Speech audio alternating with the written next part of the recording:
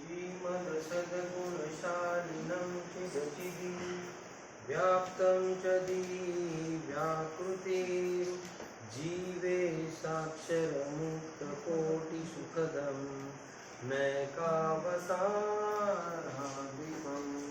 नेयं श्रीपुरुषोत्तमं मुनिवरे वेदाधिकेतं विभुं तन्मूलाक्षरयुक्तमेव सहजः नन्दं च वन्दे सदा। जय स्वामीनारायण। जय स्वामीनारायण। इस वर्ष की बाल पारायण में हमने पहले सत्र में देखा एकता के बारे में। एकता मतलब एक विचार, एक रुचि। दूसरे सत्र में हमने देखा समझ के बारे में, समझन। उसमें हमने ये सीखा कि भगवान जो करते हैं वो हमारे अच्छे के लिए ही करते हैं, और जो कुछ भी इस पृथ्वी पर या हमारे आजू बाजू में होता है उसके कर्ता हर्ता भगवान ही है। अभी हम लोग तीसरे सत्र में जो देखने वाले हैं वो है सत्संग। सत्संग यानी क्या? सत्पुरुष का संग यानी सत्संग। सच्चे संत का संग यानी सत्संग। अगर हमें सच्चे संत का संग हो जाए तो कैसा भी दुख हमारे जीवन में आए हम उसे निर्भयता से सहन कर सकते हैं। हम उससे बिल्कुल नहीं डरेंगे।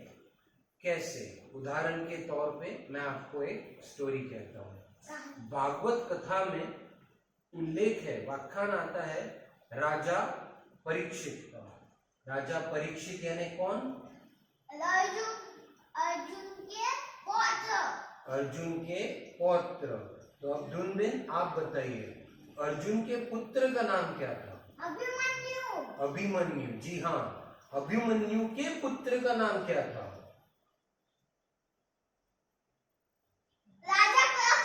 राजा परीक्षित। वेरी गुड बच्चों। तो आज हम लोग जिनके बारे में जानने वाले हैं वे है राजा परीक्षित। राजा परीक्षित जब एक बार शिकार करने निकले, शिकार करते करते वे जंगल में काफी अंदर तक, दूर तक चले गए। वो काफी थक गए तो उन्हें शमीक ऋषि का आश्रम दिखाई दिया। शमीक ऋषि उस वक्त ध्यान में बैठे हुए थे। राजा ने सोचा कि मैं यहाँ विश्राम कर लेता हूँ। राजा घोड़े पे से उतरे और वह आश्रम की तरफ बढ़े। शमीक ऋषि ध्यान में होने की वजह से उन्हें तो पता ही नहीं चला कि राजा आए हुए हैं। वो अपने ध्यान में मग्न थे। राजा को लगा कि मैं यहाँ आया हूँ और मेरे स्वागत में ना मुझे किसी ने बुलाया ना मेरा किसी ने स्वागत किया। तो उन्हें बहुत गुस्सा आया। वो गुस्से में उन्होंने तलवार निकाली और वहीं पड़ा हुआ एक कोबरा नाग उन्होंने तलवार से उठाया और ऋषि के गले में डाल दिया। यह उसी वक्त ऋषि का पुत्र वहां आया और उसने वह सब देख लिया। उसे भी बहुत गुस्सा आया। उसने तुरंत राजा को श्राप दिया कि आज से ठीक 7 दिन बाद तक्षक नाग आएगा और वो आपको डसेगा और आप मृत्यु पाओगे। राजा तो बहुत घबरा गया। राजा के पास राज्य था, सेना थी, संपत्ति थी, सब कुछ था, लेकिन उन्हें श्राप मिला हुआ था। क्या श्राप मिला था? काट लेगा। कितने दिन बाद? 7 दिन बाद। यस, 1 वीक के बाद उनको तक्षक नाग काट लेगा और वो मृत्यु पाम लेंगे। तब अब वो क्या करे? उस वक्त उन्हें सुखदेव स्वामी का संग हुआ। सुखदेव स्वामी ने उन्हें आत्मा और परमात्मा का ज्ञान दिया। उन्हें शरीर और आत्मा दोनों अलग है इस बारे में बताया। 7 दिन तक उन्होंने कथा का श्रवण किया और 7 दिन तक उन्हें इतना ज्ञान दृढ़ हो गया आत्मा और परमात्मा का कि जब 7वें दिन तक्षक नाग उनके पास आया उन्हें डसने के लिए, वे इतने निर्भय हो गए थे कि उन्हें मृत्यु का कोई भय नहीं था। वो आनंद से मृत्यु पा लिया उन्होंने। अब इससे क्या हमें जानने मिला? एक कथा, सत्संग, जो राजा ने सत्संग किया ऋषि का, सुखदेव ऋषि का, तो उन्हें भय सब दूर हो गया और वह निर्भय हो गए। सत्संग से हमें ये लाभ मिला। अब मैं आपको एक ऐसी स्टोरी बताऊंगा जिसमें सत्संग से आनंद कैसे होता है ये हम जानेंगे। दुख के क्षण में भी आनंद क्या होगा? यस, यानी कितना भी दुख है लेकिन हम लोग आनंद में ही रहेंगे। ये कैसे?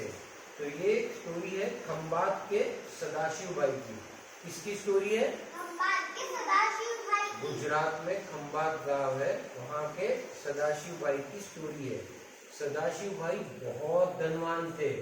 उन्होंने लकड़े की सुंदर कलाकृति वाली 7 मंजिली की हवेली बनाई थी और उसमें रहने जाने के पूर्व उन्होंने सोचा कि इसका उद्घाटन तो मैं संतों के हाथ से ही कराऊंगा। यह उद्देश्य से वो वरताल गए। वरताल में गोपालानंद स्वामी विराजमान थे। गोपालानंद स्वामी को उन्होंने रिक्वेस्ट की कि कृपया आप आए और हमारी हवेली का उद्घाटन करें। गोपालानंद स्वामी ने कहा कि आप 7वें दिन उद्घाटन तो हम करेंगे लेकिन आप पहले यहाँ रुकिए और कथा वार्ता का लाभ लीजिए।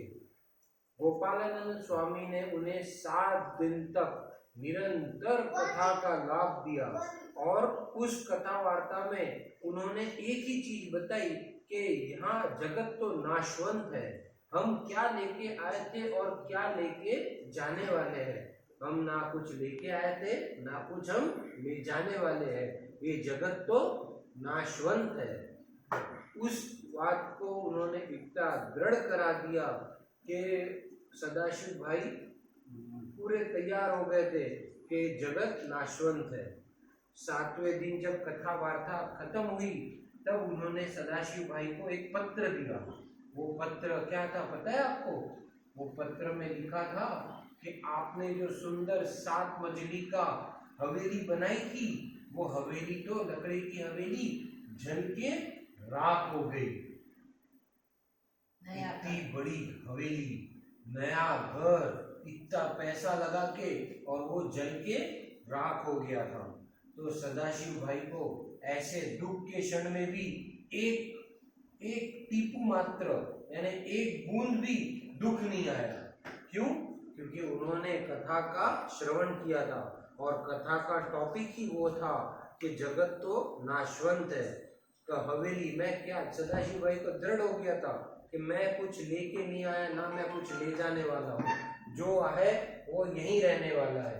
तो सदाशिव भाई ने गोपालन स्वामी को कहा कि स्वामी आपने जो 7 दिन मुझे ये ज्ञान दिया वो ज्ञान से आज मैं एकदम सुखी हूँ, ऐसे दुख के क्षण में भी। अगर ये ज्ञान की मुझे प्राप्ति नहीं हुई होती तो आज हवेली के साथ मैं भी जल गया होता। ऐसा होता है सत्संग का लाभ।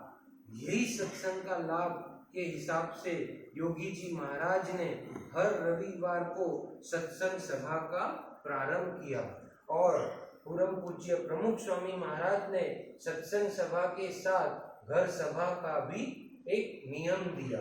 घर सभा, प्रमुख स्वामी महाराज कहते हैं घर सभा सब दुखों की दवा, घर सभा घरनी शोभा, घर सभा। तो ऐसा क्या जादू है इस घर सभा में, यह हम जानेंगे एक छोटी सी स्टोरी के माध्यम से। अहमदाबाद में एक कनौज भाई रहते थे। कनौज भाई की शादी हुई और शादी जब होके पुत्र वधू घर में आई तो कुछ कारणवश कनौज भाई और पुत्र वधू दोनों में काफी झगड़े होते थे। पुत्र वधू और सासू में दोनों में काफी झगड़े होते थे। उस वजह से घर का वातावरण एकदम खराब हो गया। कनौज भाई को तो लगा कि अब मैं यहाँ नहीं रह सकता, या तो मैं रहूंगा या तो ये रहेगी। डिवोर्स तक बात आ गया। अब क्या करना? तब कहीं ना कहीं किसी मित्र ने उन्होंने सत्संग में सभा में आने के लिए निवेदन किया। धीरे धीरे धीरे कनोज भाई सत्संग सभा में जाने लगे। सत्संग सभा के बाद उन्हें घर सभा का पता चला। घर सभा उन्होंने चालू की। प्रमुख स्वामी महाराज की आज्ञा समझ के उन्होंने घर सभा करना चालू किया। घर सभा करते करते उनके परिवार के सभी लोगों में आपसी मन मुटाव जो था वह धीरे धीरे कम होने लगा। मेल मिलाप बढ़ने लगा। दोनों सब में एकता बढ़ने लगी। सब एक साथ एक दूसरे को समझने लगे और उसके चलते घर का वातावरण एकदम सुखमय हो गया। दोनों का वैवाहिक जीवन एकदम अच्छा चलने लगा। घर में सुख शांति बढ़ गई। ऐसा घर सभा का लाभ है। ऐसे तो अनेक लाभ है जो हम लोग घर सभा से प्राप्त कर सकते हैं। तो हम लोग आज की पारायण में यही सीख के जाएंगे और यही हम लोग प्रमुख स्वामी महाराज और हमारे परम पूज्य गुरु मोहन स्वामी महाराज के चरणों में प्रार्थना करेंगे कि ऐसा सत्संग लाभ और ऐसा घर सभा करने का सेवा हम सबको प्रदान हो और हम सब ये बल मिले कि हम लोग भी हमारे घर में एकता बनी रहे। हमें ये समझना है कि जो करते हैं वो भगवान ही करते हैं और हमारे सब में संप बहुत जैसे आगे बढ़े। जैसे हमें धैर्य भाई ने बताया कि हमारा परिवार एक परिवार, हमारा परिवार एक परिवार, हमारा परिवार एक परिवार, हमारा परिवार एक ही परिवार, एकजुट परिवार। ऐसा हमारा परिवार हो और हम लोग बहुत प्रगति करें। घर में सबका स्वास्थ्य अच्छा रहे। कोरोना के इस काल में कोरोना जय नाम की बीमारी दूर दूर तक दुनिया से गायब हो जाए और सबका स्वास्थ्य अच्छा रहे। पूजनीय मोहन स्वामी महाराज का स्वास्थ्य अच्छा रहे। इसी प्रार्थना के साथ ये पारायण की पूर्णाहुति हम 2 मिनट के स्वामी नारायण धुन के साथ करेंगे। स्वामी नारायण नारायण नारायण, स्वामी नारायण नारायण नारायण, स्वामी नारायण स्वामी नारायण, स्वामी नारायण नारायण नारायण, स्वामी नारायण भगवान की जय। अक्षर पुरुषोत्तम महाराज की जय। गुणातीतानंद स्वामी महाराज की जय। भगत जी महाराज की जय। शास्त्री जी महाराज की जय। योगी जी महाराज की जय। प्रमुख स्वामी महाराज की जय। गुरु हरि श्रीमंत स्वामी महाराज की जय। प्रमुख स्वामी महाराज शताब्दी महोत्सव की जय। आप सभी को जय स्वामी नारायण। जय स्वामीनारायण।